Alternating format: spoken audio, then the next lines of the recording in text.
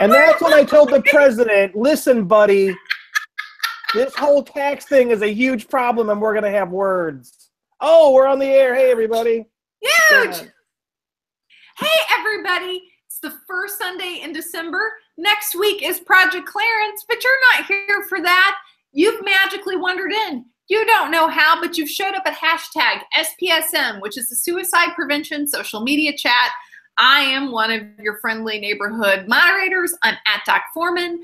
I am so excited that you're here. I'm also so excited because we're having an SPSM first. We do that from time to time. We have a fantastic guest. We have yet another author that's in charge of just a seminal work in our discipline, and it is a recently released work, hot off the presses. So this time, and we've done book shows before, but this time, friends, we have a coupon code, and we'll talk more about that, but information about that's in the links. And if you go to spsmchat.com and you read about Stacey Freedenthal's books, it'll be the first blog that pops up tonight. You can get a discount, and there's a neat little codey code in the link that you go onto, which is pretty cool. It's like we are legitimate YouTubers. I'm so excited to have you here today. I think Tony Wood just dropped off. So we're going to go on to Bart Andrews. Dr. Bart Andrews, say hello to the people. Good evening to all the people out there. I am so excited about the show. I've been looking forward to this all week. Having the author of what I think is the most cutting edge, most accessible, the book that every clinician, whether you're interested in suicide prevention or not, and if you're a clinician, little tip, you really should be. I'm just saying that might be really important. The book that she wrote, helping the suicidal person. Helping the suicidal person? Did I get it? Stacy, nod your head. Yay! Oh, my Lord. She got it. Hey, this didn't come up in the show prep. The book is so amazing. We're going to spend time talking about the book, but this show is going to be really excited, and I cannot wait for you guys to learn more about Stacy and the amazing work she's doing. Before we go on, Bart, this is one of the shows that you pitched.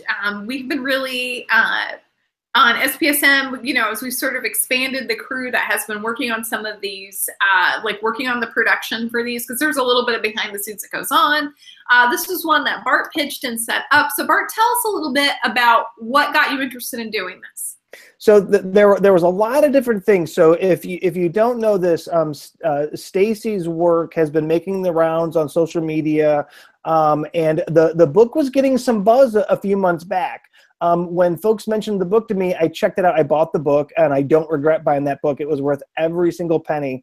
And I was in the process of helping the St. Louis National Association, not the St. Louis NAMI chapter, National Alliance for Mental Illness, create a support group and an educational program for people who are supporting loved ones in their life who have survived a suicide attempt or are struggling with thoughts of suicide. It's part of Mercy Healthcare System Zero Suicide effort, so it's a really big deal. So in putting resources together, Stacy's book has some great comments about involving family both in the assessment and in the treatment process, which is something that so many clinicians don't do. And I hope we get a little bit of chance to talk about that, because I think that's incredibly powerful. And that's when I discovered her website. And the website is absolutely incredible. If you are somebody that's interested in suicide prevention, if you're a survivor of a suicide attempt survivor or a family member, the website has some of the most amazing blogs. And so I was like, we really need to have her on the show, because she really does personify what we believe in SPSM, which is good knowledge, transferring good research to practice, and using social media, using the internet to make things better. And she's been doing that. So that's what I was like, we need to get Stacy on the show. And she'll talk about her favorite blogs versus the blogs that get the most hits. And we're going to talk a little bit about that, because I think the difference between the two is super interesting. Before I introduce the next two folks, I want to give a shout out to Dr. Jonathan Singer, who's apparently self-nominated himself as president of the hashtag Beards of SPSM, saying, I don't think that group is what you think it is. That's all I'm saying. Chris Maxwell. Oh, wow. I don't know. I have to go. Hi, everybody. I'm Chris Maxwell. I work for the largest national suicide hotline in the country. I also am co-chair of the Strategic Media Response Task Force for AAS. I am like super, super thrilled to have Stacy on the show to listen to what she has to say about how she communicates with people, because like Bart and April have both said, it is spectacular. I spent the last few days going over some of your blogs, Stacy, and I'm blown away each time at how easy and accessible they are, how well you just communicate some of these things through certain metaphors, and it's just beautiful. So I'm thrilled to have you here and to hear what you got to say. And Chris, wait, Chris has news. Isn't there like a song up for a Grammy or something, Chris? Chris, there isn't Logic. So if folks don't know this Logic song, 1-800-273-8255 is actually up for a best song. Or Chris, can you comment on this at all? Yeah, he's nominated for Best Song Grammy and Best Video, I believe. So sweet. That's amazing. It's pretty cool. The wife and I were singing that song on the way home from the hipster restaurant today. It was a magical moment in the Andrews family car. You only just now found out about Queen. That's all I'm saying. That's also in news this week. Also, Jonathan Singer says, loved your rockstar review of Stacy's book. I didn't regret buying it. It looks like Zing didn't hear your review of David Jones's book during the pre-show. Yeah, wait. Let's talk about this since you're going to bring in things out of context off the air. I have to look at this. Yeah, so since you're going to bring David Jobs' most recent edition of the Collaborative Assessment Management of Suicidology is a fantastic book. It's amazing. It's a different book than Stacy's book. It's a different book. It's a. You like Stacy's book better. I like them both in different ways. And that being said, folks, we're so excited to have with us tonight Stacey Freedenthal. She is fantastic. First of all, getting to have her on the show is wonderful because I've been hearing amazing things about her since I showed up to my first AAS conference like 5 years ago. Stacey, say hello to the folks and introduce yourself. Well, first of all, thank you for all the really wonderful things that you're saying. My head isn't going to fit on the screen much longer because you've been saying so many nice things. But I did just look at Jonathan Singer's tweet. It's pretty great. Bart Andrews gave a rock star endorsement of Stacey Freedenthal's new book. I didn't regret buying it. It was an accurate quote. I told you he's not good at this. You know what? This is the danger of beards. This is what happens when people, right? All of a sudden, people grow these beards out and their behavior gets seriously. They start quoting other beards accurately. # beards of SPSM. Stacey, Wow. Introduce yourself and tell us a little bit about how you got started in social media. Okay. Well, I'm actually very new to social media unless you count my blog. So my blog. We count it. We count it. What'd you say? We count it. Okay. Well, if you count it, then I started that about 4.5 years ago. But I started using Twitter about 2 months ago. So this is all new to me, the Twitter thing. But in between 5 years and 2 months, I've done a lot on the blog. Tell everybody a little bit about, because in fact your blog's actually had a lot of traffic, about what got you started and about some of the things that you've been writing, because you've been blogging longer than this book, although you let us know this book has been a long time sort of coming. So tell us a little bit about this sort of process and where your trajectory was. Okay. Well, I think the best way to start is that I started a private practice about 5.5 years ago here in Denver, because I'm an assistant professor at the University of Denver. And so I had just been doing the academic thing. And then I realized I really missed the practice piece of the work. So as part of starting my private practice, I thought, well, how can I get the word out to the general public, the important things around suicide prevention? So how can I get my message out? I mean, it was kind of all at the same time. If you're a university professor, you're lucky if something you write gets seen by, say, 100 people, and they all are in the ivory tower too, right? So I wanted to get things out to what I would call real people, not that academics aren't real people, but you know, the people who are most affected by the work and the research that we're doing. So that was part of the reason I started a private practice, and then concurrent with that was when I started the blog. I hope that made sense. It did make sense. And that's, you know, that's really, I mean, Bart's right. That's really the heart of SPSM, where we're talking about how can we get expert knowledge where it is curated, it's rapidly disseminated to the people who can most do good things with it or who most need to know it. And how can we accelerate the best kinds of information? And that's exactly what we're talking about. What was your first blog post? My very first blog post was a welcome to this blog post. That was the post. So I did a workshop with somebody, and I'll give her a shout out here, named Tamara Suttle. And she has this thing called Blog Start for, I think it's Blog Start for therapists. Oh. And it was really, really good. And so I, you know, just like with the book, I had this idea for a website in my mind for a long time, and I take it from my head into, you know, where other people could see it, not just me. And so she really helped with that. So, so she said to do an introductory blog post. Then I wrote a bunch. I was on sabbatical that semester, or that quarter. We're on the quarter system. So that worked out really well because I had a lot of time to devote to it. So wasn't exactly what I wrote my sabbatical proposal about, but that's a different story. So then I just wrote a whole bunch at once. So I couldn't tell you what was the first after that. So. You know what? I don't think I've ever written. So welcome to my blog. I think sadly, I think I've always launched in it. Now I think about that, it sounds a little bit like I didn't warn anyone. There was no informed consent when I started.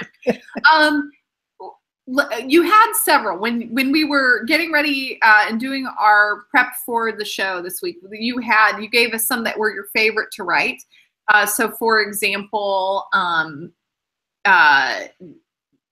talking about the metaphor of suicide versus a death by tornado, and it's great. And then another one, which is a poem that's a clinician, it's like sort of an open poem to their patient who may be suicidal. And these were things that really were, I think, emotionally very important to you to write. And then there were the posts that get a lot of hits. And I'm wondering if you could talk a little bit about that. Yeah, about the difference, you mean, between the ones I like the most and the ones other people like the most? Yes. Well, I think you hit it on the head when you talked about it being emotional to write, because I was thinking about that today, about why are those my favorite? And there was a lot of emotion when I was writing them. So they mean a lot to me. So the one about the letter from a therapist to a suicidal person, the one that is a poem, that was right after I read, I was a consultant on a lawsuit, and it was about somebody who had gone to a therapist and hadn't fully disclosed, and in fact hadn't quite been asked, but also didn't fully reveal their plans, and the next morning killed themselves and their children.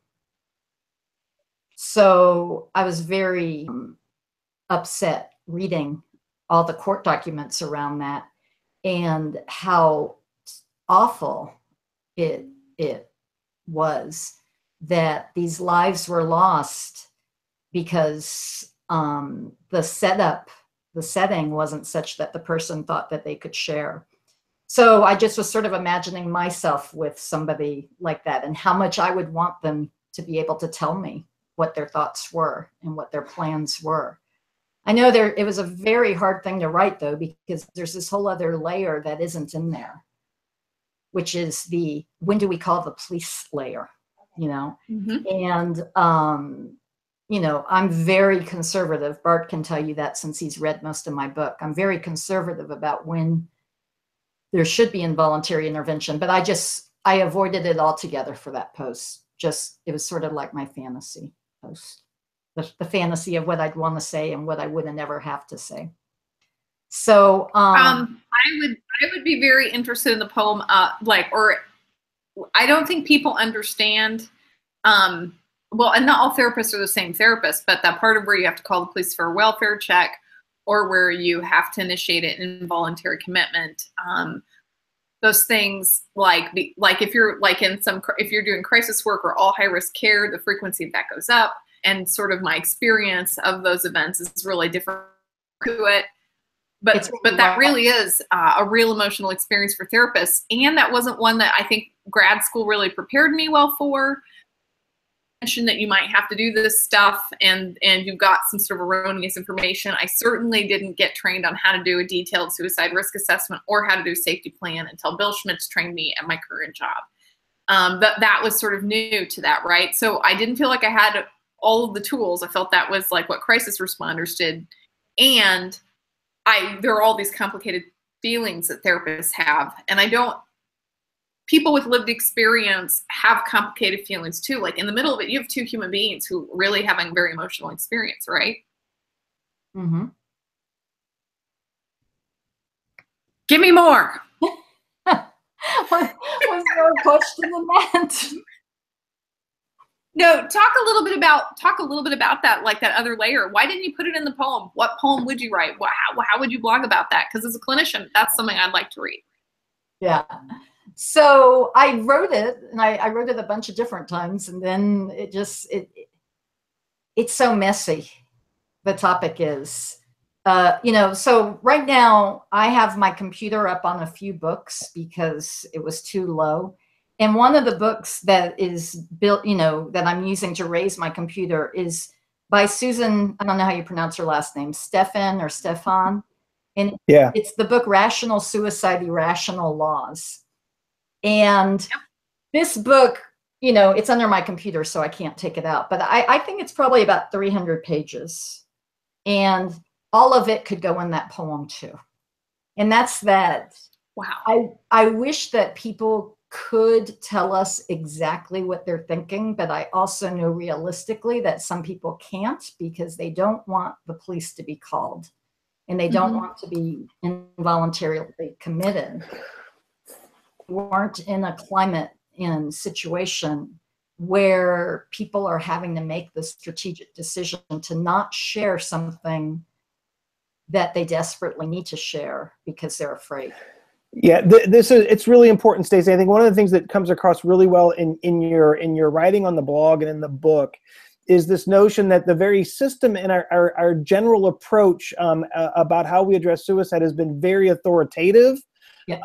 And I think that the chapter where this gets at, it's well intentioned, and I think that this is what's really a challenge. Is this, and I really do think that socially we have a savior complex around suicide. We will do everything possible to try to stop. To try to stop someone from killing themselves. And so we have laws that allow us to civilly detain people, and law enforcement can take people, and people can be detained in the hospital, and professionals have a fear that they're going to do the wrong thing, and if I don't use the most aggressive thing possible, then I'm going to get sued. And so we've got all this pressure to do everything you possibly can, and in fact that may actually make us a lot less effective, and we're probably killing people because we're so intent on doing these things that turn out to be not particularly effective. If people were not, I have a theory that if in fact you couldn't civilly and voluntarily detain people, that actually our suicide rate would go down. If people could get help and talk openly and willingly about it and get treatment without the fear of being locked up because we deem them at risk of themselves, I actually think that would have a positive impact. That's not the world we live in. And it doesn't mean that we shouldn't use civil and voluntary detention. We have to, we're required to in certain circumstances. But your book does a really good job of talking about how we balance that. And you do what I love about the book, Stacey. And folks, you need to check this out. She gives real world examples about when I'm thinking about how I'm going to proceed with my client, when should I think about the hospital, and what are situations when really it isn't tenable that I do outpatient care, and when do I need to, no guarantees. Right. So Stacy came up with this concept. There's no guarantees in suicide prevention. Even if you hospitalize somebody, that's no guarantee that person's not going to kill themselves down the road. In fact, some of the data would suggest they're more likely to kill themselves if you hospitalize them. And there's a lot of dispute about that data because we don't really know the answer to that question. But I think this is really powerful. And Susan Stefan's book should be required reading for everybody. That's a very different kind of book review, Bart. Oh my God. Okay. So Chris, you had a really great tweet I was hoping you'd comment on. Okay, but wait, before you go on, can I say something? Oh, absolutely. Yeah. Wait, are you changing, Chris, to what you messaged about? Yeah, but no, we got this. You go for it. Yeah. Okay. I just wanted to say that I agree with you, Bart, that I think the suicide rate would go down if clinicians didn't have to work from such a fear-based stance. In that what it does is it puts the clinician worrying about themselves more than they're worrying about the person sitting in front of them.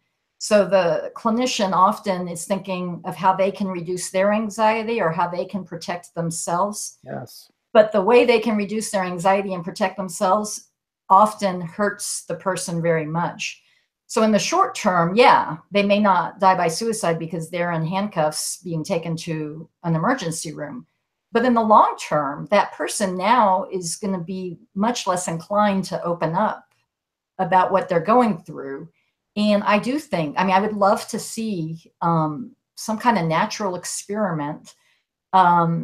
It's hard because what I was going to say is some kind of natural experiment where we could compare, but it's hard because I read an article recently that even in New Zealand, there is no professional liability. This is what this article was saying, that therapists are not held liable when there's a suicide, but it's the fear of being seen as a failure or of contributing to somebody's death that also is causing people to practice defensively. Emotional liability. So some attorneys will talk about the concept of emotional liability, right? That even if clinically I can defend myself and I made the best decision that I could clinically, if something bad happens, that I can't handle that pain, right? Even though I think clinically I can justify taking this outpatient approach, the fear that this person will die, and I think this is the thing, people don't realize this, but the research on clinician survivors is that a clinician that survives the loss of a client to suicide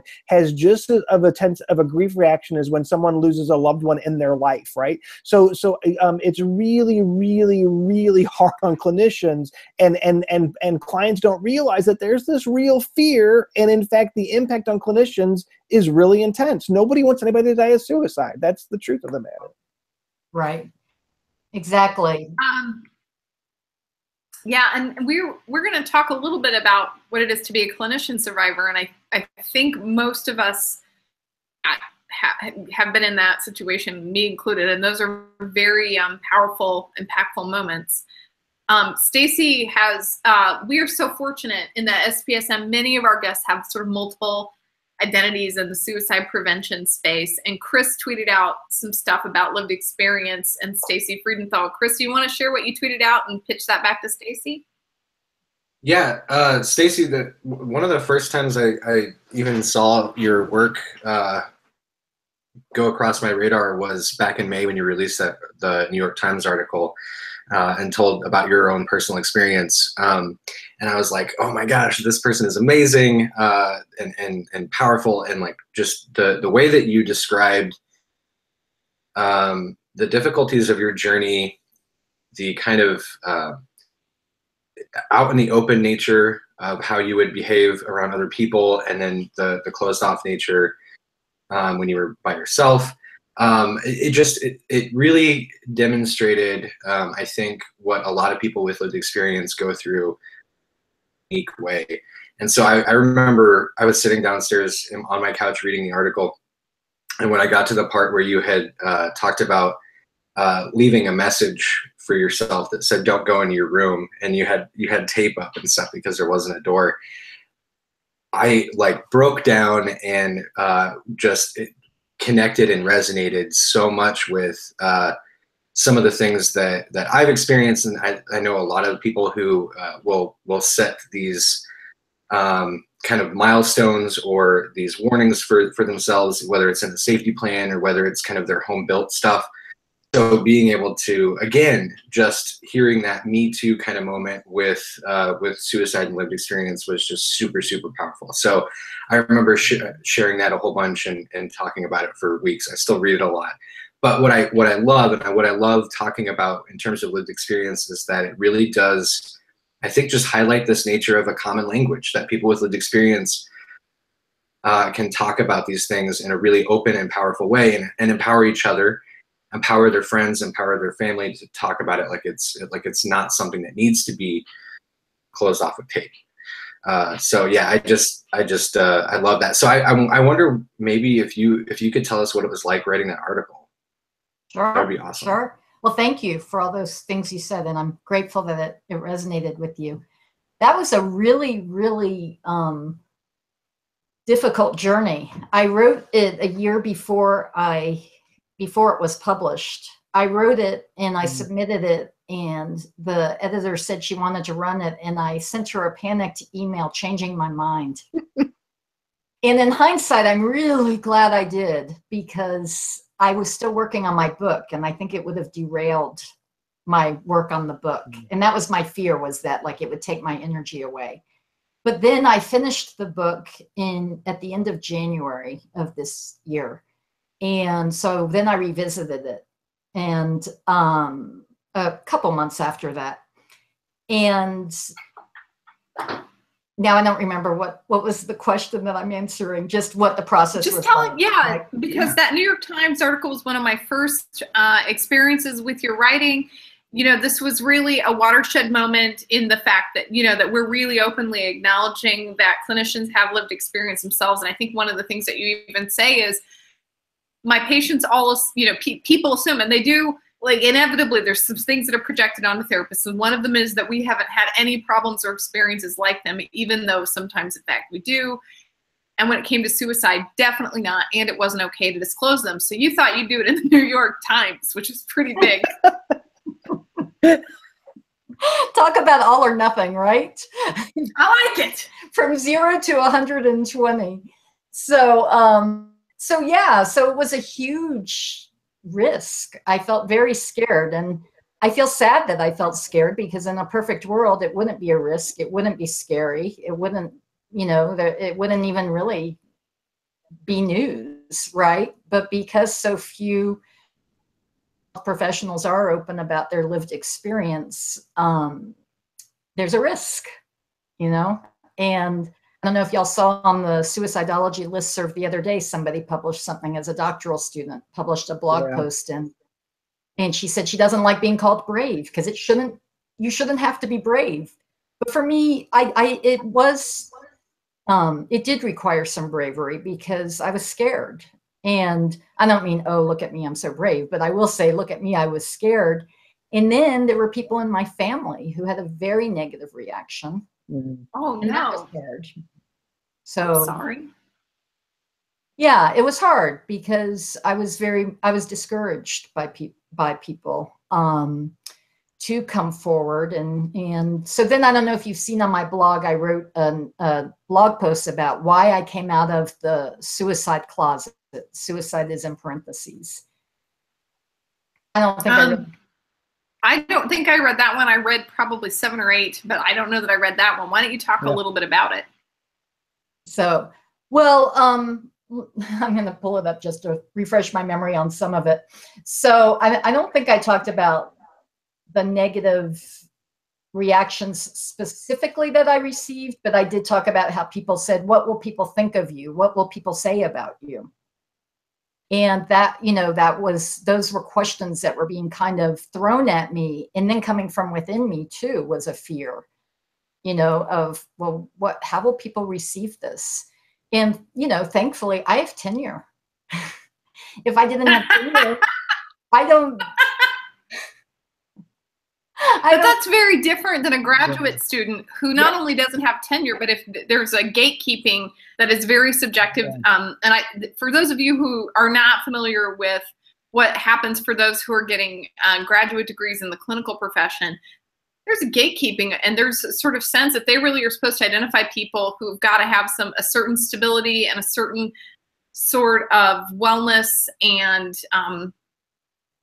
sort of internal way of being that can be a clinician. So it's that they do the same even for medical doctors. Like, you aren't the doctor prescribing the aspirin, you are the aspirin when you're a therapist. So they really believe that there's some quality control. So if a student comes forward, they really could invest years and money trying to get a degree and be done. And you might not even get referred on or accepted into another graduate program. So it's not even like undergraduate where you could transfer easily. Like, if you leave your graduate school, you might not get picked up by anybody else. That's a real fear, right? It's definitely a fear. I think in social work, which is where I am, there's less of a gatekeeping function in that way. And I mean, some social workers would disagree, but I mean, there's a lot of layers to it. But the other piece of it is that I think that rather than just thinking of, is it damaging to have lived experience? You know, could I be seen as unstable? Could I be looked down upon for it? I like thinking of something that happened at a conference I was at where someone raised her hand and she was kind of timid. And she was like, I have a question. She said, I don't have lived experience. Can I still work effectively with people who are suicidal? And I loved that, because up until then, it was all, oh, this is a liability. This is stigmatized. This is a source of shame. And she was feeling bad that she didn't have the experience of having been suicidal. And she can be just as good of a therapist as somebody else. That doesn't limit somebody. But, you know, it was a different perspective of, okay, we don't need to just look at this as a potential liability. You know, lived experience is a strength. The tenure remark. I would love to meet Kay Redfield Jamison and ask her this, but somebody told me they were at a conference where she was talking about sharing her experience of bipolar disorder and suicide attempts in academia. And somebody came up to her or said in the audience, I don't know, they said, what advice do you have for me? You know, I'm in my second year on faculty and I would like to disclose. And her advice was, wait till you have tenure. Yeah. Marsha Linehan at AAS. So she presented AAS year before last, or the years, I'm getting old enough that the years run together. And she said that she didn't disclose for a very, very long time because her therapist had advised her that until 3 people that she really felt cared about her and were, you know, had her best interest in heart, all agreed that she should disclose. And she said it was a really long time before, and this is Marsha Linehan, who could do just about anything she wanted and sometimes does. That was the advice, and so she doesn't come out, and she comes out in not the New York Times, but in Time magazine, and begins sort of come out sort of all at once, because there was just sort of a moment when people, and she'd already had tenure for quite some time. There was just a moment when she had been checking in with her closest people for a good long while, and then they said, yes, we think now is the time. And so maybe the time had changed, maybe where she was in her life had changed. But definitely when we talk about lived experience, thinking about when and how to disclose is there. I don't think there's a right answer. Yeah, I don't either. I mean, I think that we have to be careful not to pressure anybody to come out with their lived experience, because we have to be realistic. There wouldn't be risk, but this is the real world and there are risks, you know. And even this blog post I read the other day by a doctoral student talking about her lived experience, I felt worried for her when I was reading it, because she was saying in this blog post that she had been in crisis, and I think, you know, in dangerous crisis, like 6 months earlier. And I felt worried for her that there are going to be people who are going to hold that against her. And I think if I had started in my graduate program being open about my experiences, that I wouldn't have had the same opportunities, you know. And it's sad. I wish that weren't the case, but I needed to hide. I got that message loud and clear from people who didn't know they were giving me the message. You know, they would say to me, because if you're Dr. Freedenthal, clearly, and so they're talking to you like you're in on it. Yep. Yep. Susan, they would talk to me about those people. You know, those people. And I'm like, I even said to one, she was a psychiatrist at the medical school. I said, how do you know I'm not one of those people? And she said, she laughed. And she said, oh my gosh, Stacy, you are so not one of those people. She said, I would be able to tell. Wow, we should tell the people who do risk assessments. I'm sorry. This is a big problem. It's a big problem, and it's a huge problem in the field. The limited evidence that we have suggests most people are attracted and go into the helping profession, social work, psychology, counseling, because their own lived experience. They then show up in a setting where, in fact, it's made completely not okay to discuss your own lived experience. The concept of boundaries and what professional boundaries are has become so distorted that what that basically means is people believe that I'm this professional that has no flaws, no problems, can't have anything else going on with me. I'm this blank slate type thing. And meanwhile, that's not the case. There's some really good research that Dr. Jonathan Singer pointed out at one point that therapists in training who have lived experience are less compassionate, and this was really interesting, less compassionate towards people at risk of suicide. People with lived experience of suicide were less compassionate because we have to divorce ourselves. We become when we can't be open in our recovery, when we can't openly address our own challenges and our own experiences, we're actually less compassionate to other people. Now, this is across the board. That isn't every single therapist, but we really do this kind of self-punishing thing, right? And so when I came out and I was getting treatment for substance use, when I was on my doctoral internship, my department voted about whether I'd be allowed to continue in the program or not, right? If I had cancer or had diabetes or been in the hospital for a car accident, there would have been no vote about whether I could continue. They would think, oh, thanks for letting me know. Not only that, but if they had kicked you out, it would have been a lawsuit. But they can kick you out for mental health issues, right? And they do. Well, yeah. And so what we do is we set up this thing where our students have to be so healthy that they can't tell us when they're not healthy, which I might suggest is really the most backward, untherapeutic, anti-scientific, helping approach to training your graduate students. Yet that's the model that we got, and I think that it's pretty bad. Know this, right? Well, it's even worse for physicians who have to. Many physicians, physicians in many states, they have to answer it on their licensing application, whether or not they. Yep. What was that? Psychologists do too. Yep. Oh, really? Sure do. Oh, yeah. You know what's interesting to me is not like we're having a conversation of the relative benefits or disadvantages in a world that's imperfect about disclosing. What's sort of interesting to me is that as field we don't say if you are studying to be a therapist and you have a history of suicidality, here are the things that you should keep in mind when you are trying to make that decision. Here are ways if you're going to disclose that people find are healthy or that we recommend, or people have given thought to a few different ideas for how you might go about disclosing, who you might tell, how you might say it. We do a lot of is it okay, not a lot of when to, how to sort of guidelines. And I'm sort of surprised by that. Wow, you just gave me a great idea for a qualitative study. You're welcome. It just happens. Bert's like, don't compliment her. It's no good. This conversation is really important. The thing that's really interesting is Stacy talks about some of the pushback she got before she disclosed. I've heard some people not disclose because their family didn't want them to. Right. I made a decision for me that the press for me to get this out of me was so intense. I actually didn't tell anybody around me that I was going to disclose because it had to be on my terms. It was something that I had to do. And if you were going to have a problem with it, then you were going to have a problem with it and you're going to have to deal with it. And I didn't want anybody else influencing my decision. It was hard enough.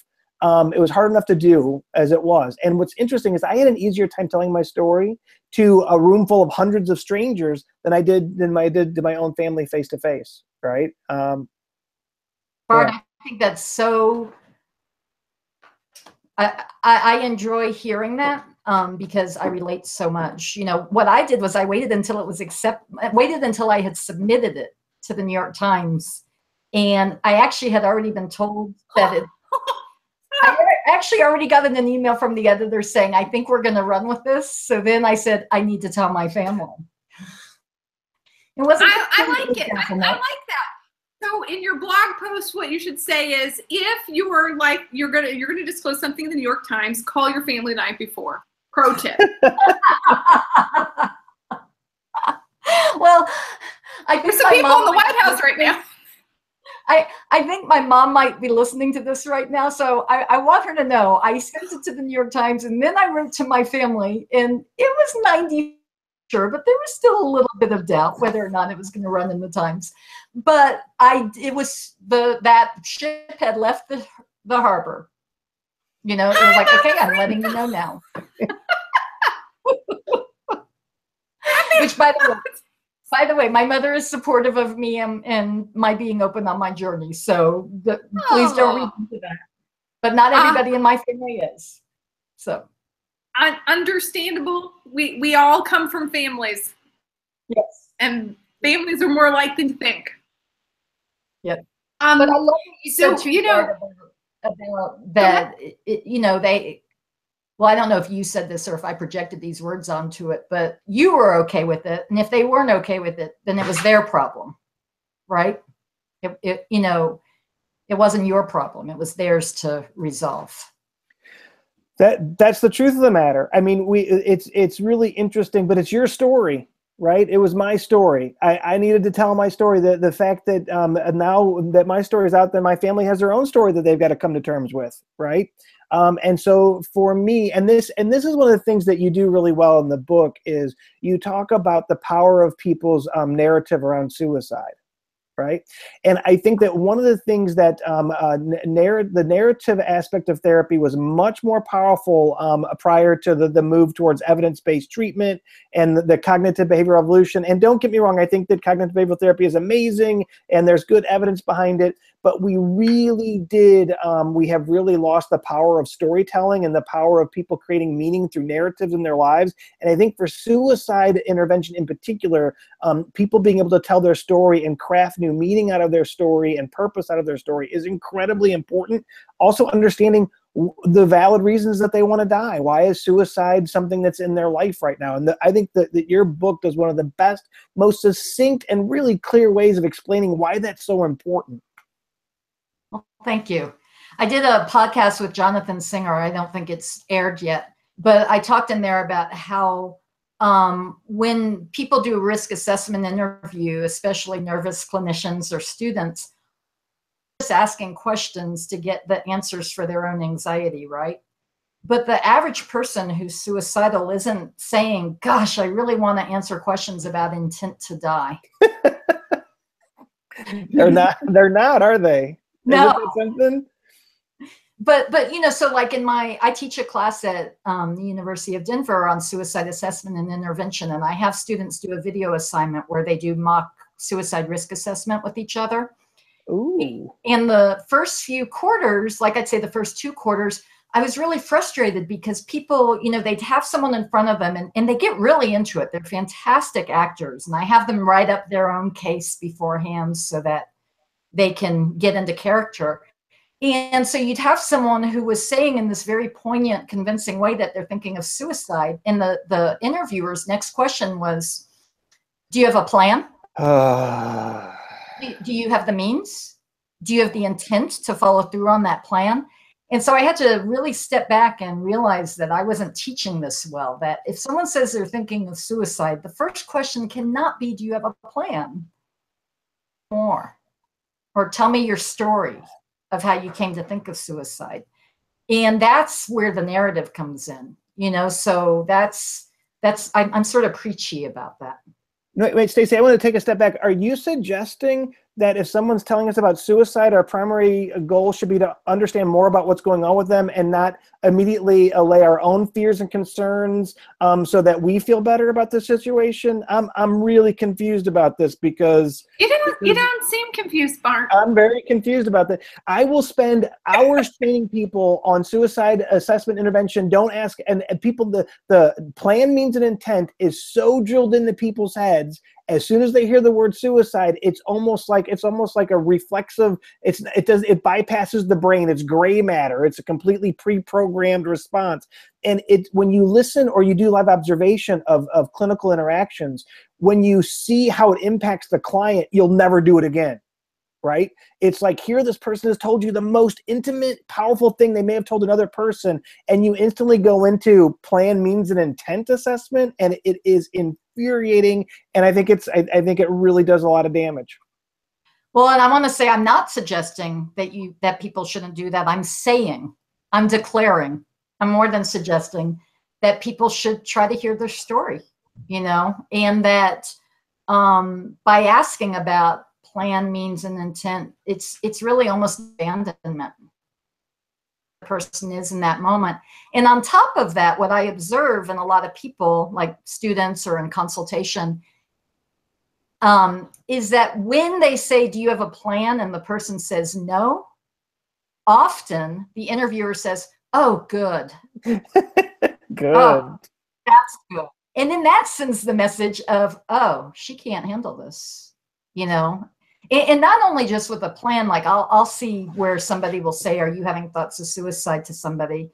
And the client says, no, I'm not thinking of suicide. And then the clinician says, oh, that's good. That's so good. Well, the message is if you are thinking of suicide, that's bad.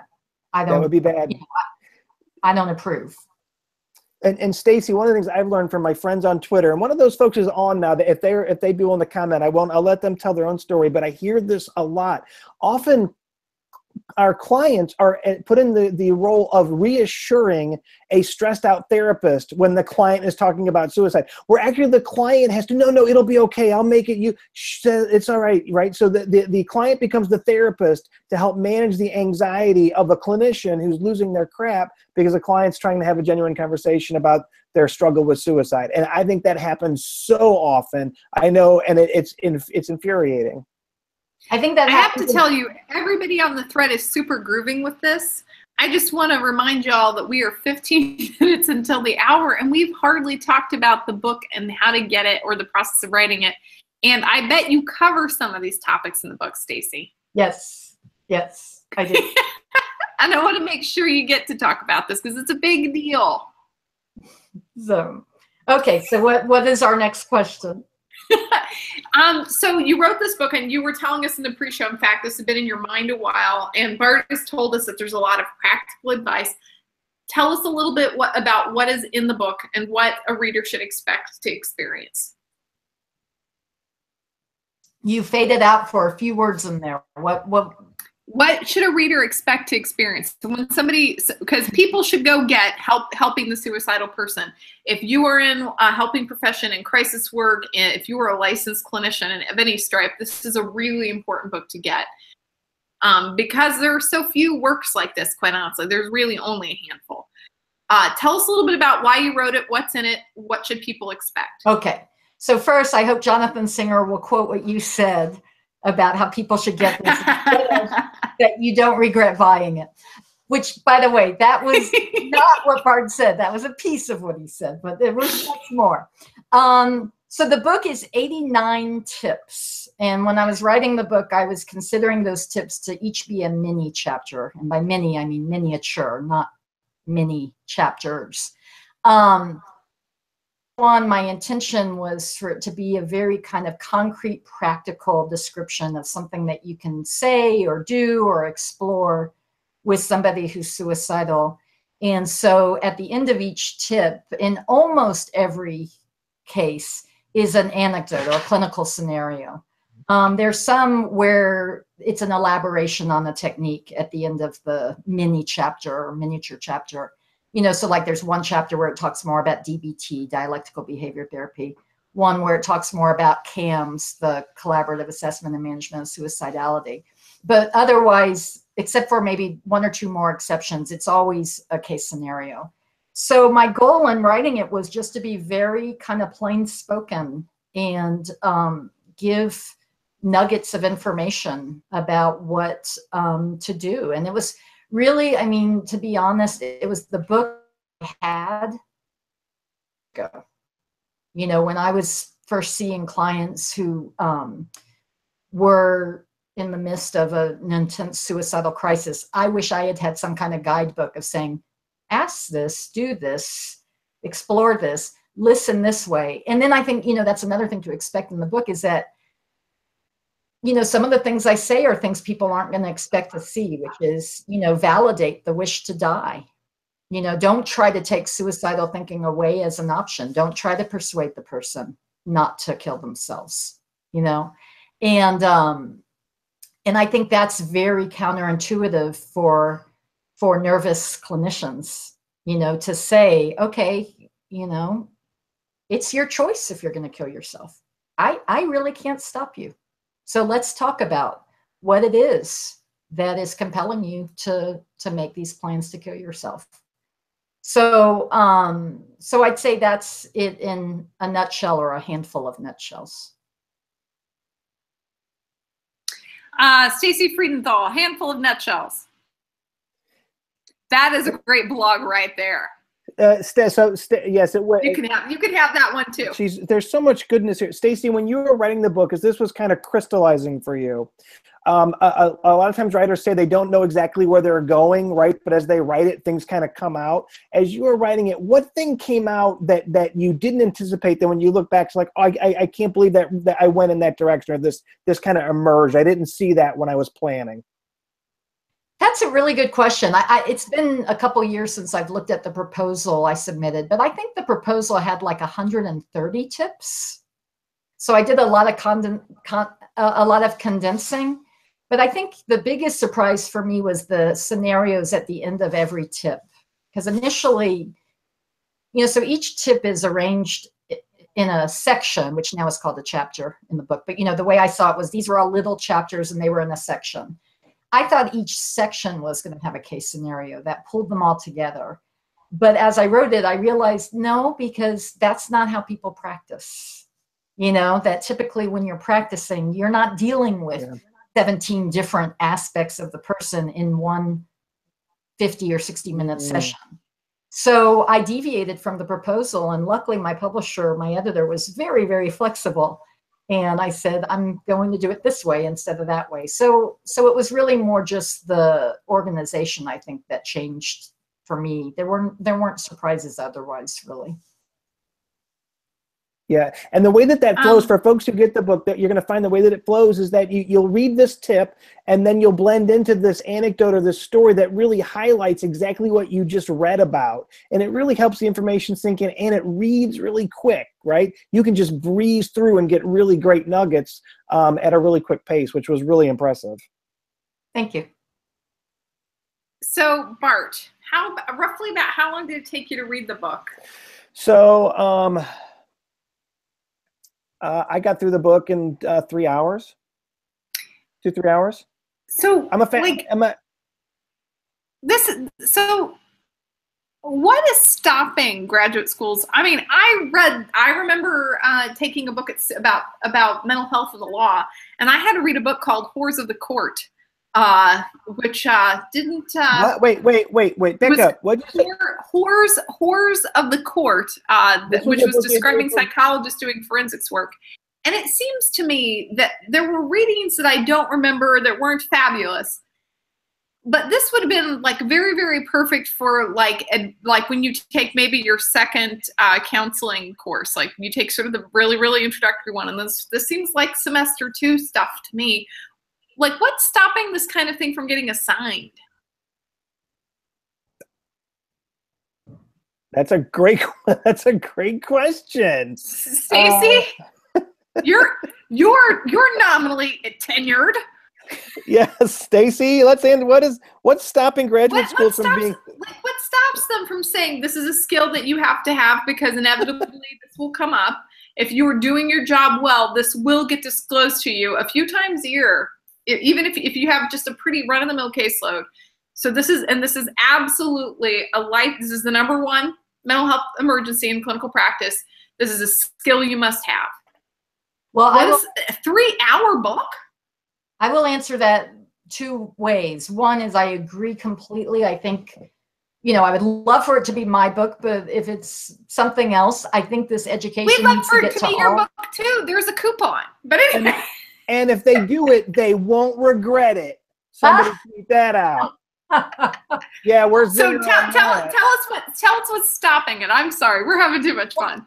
The pessimistic part is, and granted, this was about 10, 15 years ago, so I would like to think things have changed, but I can't guarantee that. In fact, I don't even suspect that.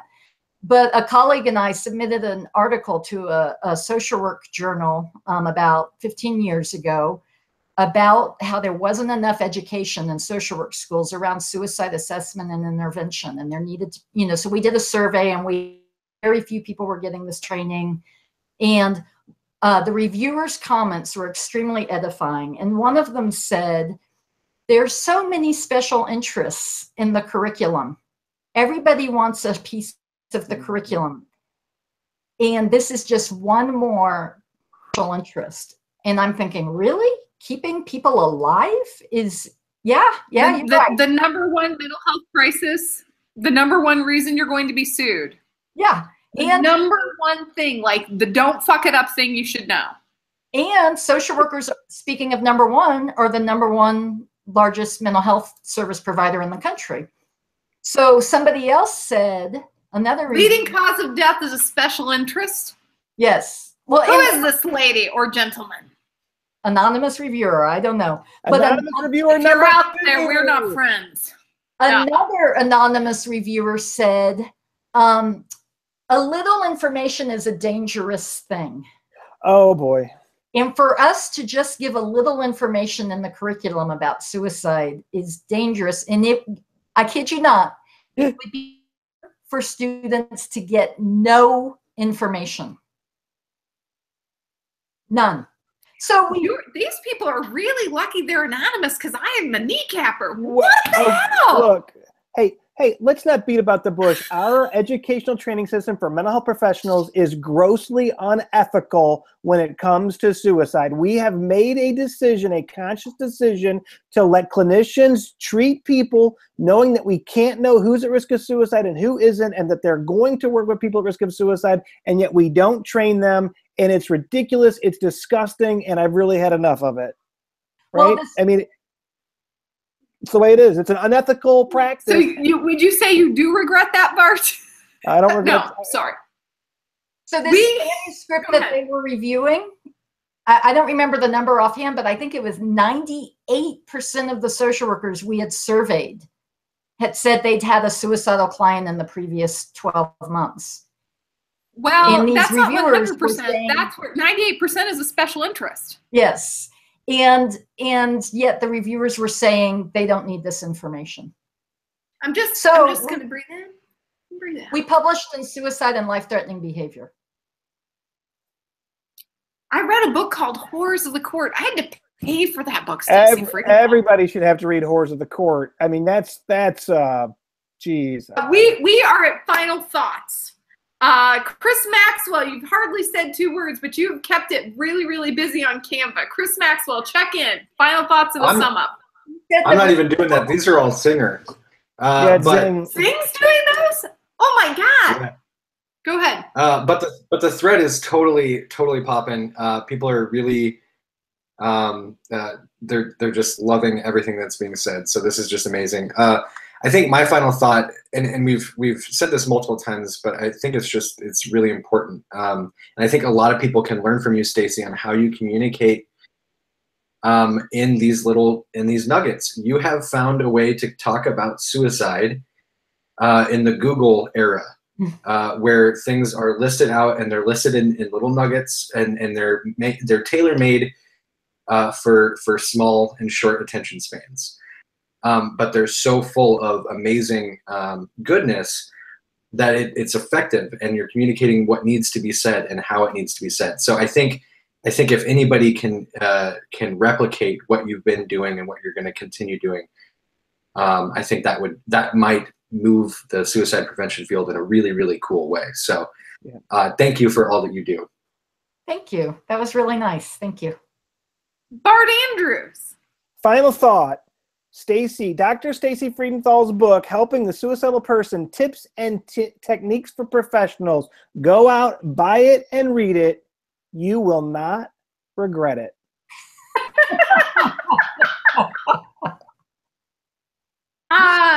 Stacy, Dr. Freedenthal, final thoughts. I'm just really excited by the visibility of the social media, of suicide prevention in the social media, and the people that we're reaching who could not be reached if we were only disseminating information in peer-reviewed academic journals. That is well put, and stole mine. So I'm coming up with a new one at the last minute. So what Dr. Freedenthal mentions in some of her notes to us, and go check out on the spsmchat.com blog, is that there were posts that were search engine optimized by Google, and there were questions that people have like, I'm afraid to disclose I'm suicidal, and here are some reasons why, or why teens might not disclose, or what happens with an involuntary commitment. Questions that people want answered, that we have expert information to explain. Also, Stacy really talks about doing these amazing blog posts about feeling angry about someone dying by a tornado. If you haven't read that one, that one's just great and worth reading. It was my personal favorite of all the blog selections. But that Stacy, you were having hundreds of thousands of hits. That means that outside of a few dozen on a journal article, there are hundreds of thousands of people interested in the unique information that we have, interested for themselves with lived experience, interested for themselves as a student or a practitioner, interested as someone who loves and supports someone with lived experience.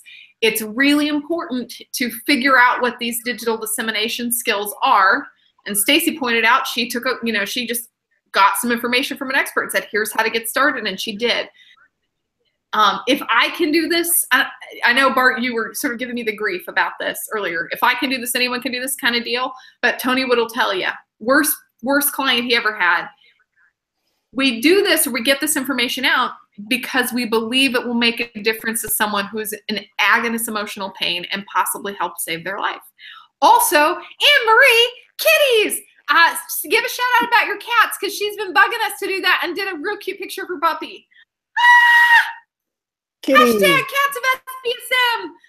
Everyone, next week it's our closing episode for the fall semester. While then we'll go on holiday hiatus.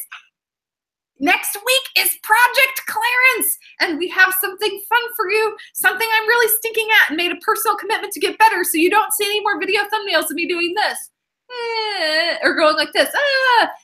You've been to our YouTube channel, Everyone, we will be talking about that and wrapping up for the year next week, 9 p.m. Central, #SPSM. Thank you for joining us. Bye, everybody.